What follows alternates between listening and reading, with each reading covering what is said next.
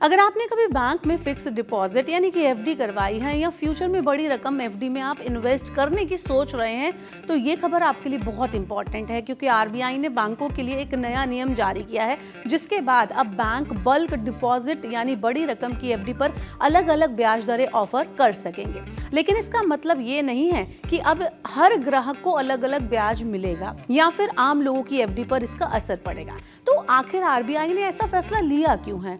Bulk deposit होता क्या है, क्या आपकी एफडी पर भी इसका असर पड़ने वाला है और इससे बैंकिंग सेक्टर को क्या फायदा होगा? चलिए डिटेल में बात करते हैं इस पर। सबसे पहले जानते हैं कि आरबीआई ने ये फैसला क्यों लिया है और ये फैसला जो है वो है क्या। तो रिजर्व बैंक ऑफ इंडिया यानी आरबीआई ने बैंकों को बल्क डिपॉजिट पर ब्याज दर तय करने से में जो ज्यादा लचीलापन है, फ्लेक्सिबिलिटी है, वो दे दी है। अब बैंक अपनी लिक्विडिटी रिक्वायरमेंट और लिक्विडिटी कवरेज रेशियो यानी कि एलसीआर के आधार पर अलग अलग बल्क डिपॉजिट पर अलग अलग ब्याज दर डिसाइड कर सकेंगे। हालांकि आरबीआई ने यह भी साफ कर दिया है कि बैंक समान राशि और समान अवधि वाले डिपॉजिट पर किसी ग्राहक के साथ भेदभाव नहीं कर सकते।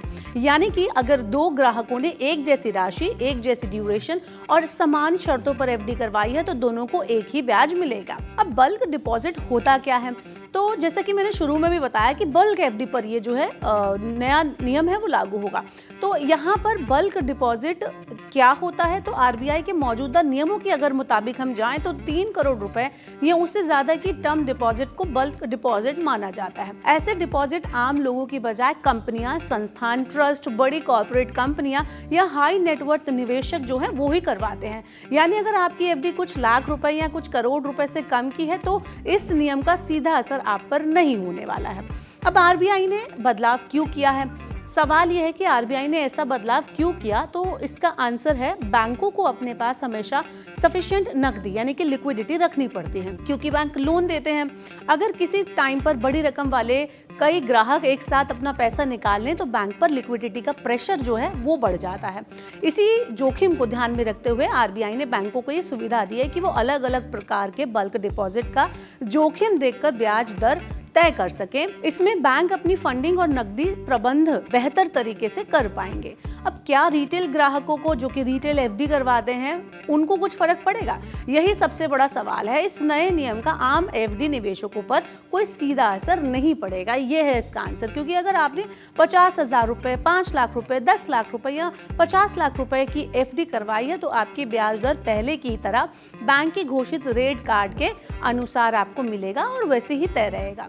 ये जो रूल है मेनली बड़ी रकम यानी बल्क डिपॉजिट के लिए बनाए गए हैं। बैंकों के लिए अब इसमें क्या बदल जाएगा? तो आरबीआई ने सिर्फ ब्याज तय करने में छूट नहीं दी है, बल्कि कुछ नियम जो है वो भी काफी स्ट्रिक्ट कर दिया है। बैंकों को अपने डिपॉजिट इंटरेस्ट रेट पहले से वेबसाइट पर प्रकाशित करने होंगे, जो है अनाउंस करने होंगे। घोषित रेट कार्ड के बाहर ब्याज नहीं दिया जा सकेगा।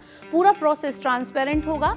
समान प्रकार के बल्क डिपॉजिट पर समान ब्याज देना होगा, यानी कि अगर 2 लोगों ने या 3 लोगों ने एक जैसी राशि के लिए और एक जैसी ड्यूरेशन के लिए एफडी किया तो सबके लिए एक बराबर ही ब्याज देना होगा।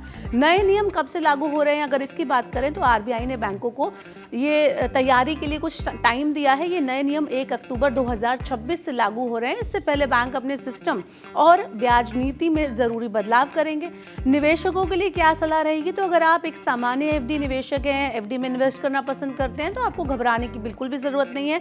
इस नए नियम से आपकी मौजूदा एफडी या सामान्य फिक्स डिपॉजिट की ब्याज दर में कोई भी इमीडिएट इफेक्ट नहीं पड़ने वाला है। लेकिन अगर आप या आपकी कंपनी बड़ी राशि या करोड़ों रुपए की एफडी करवाते हैं तो अलग अलग बैंकों के ब्याज ऑफर्स की तुलना आप जरूर करें, क्योंकि अब उनमें आपको अंतर देखने को मिल सकता है। तो ओवरऑल आरबीआई का ये कदम आम कस्टमर्स की बजाय बैंकिंग सिस्टम और बड़े डिपॉजिट मैनेजमेंट को ज्यादा मजबूत बनाने की दिशा में उठाया गया है। क्या आपको लगता है कि इस बदलाव से बैंकों के बीच कंपटीशन जो है वो बढ़ जाएगा? अगर हाँ तो हमें कमेंट बॉक्स में जरूर बताएं। उस तरह के और वीडियोस के लिए देखते रहिए जी बिजनेस।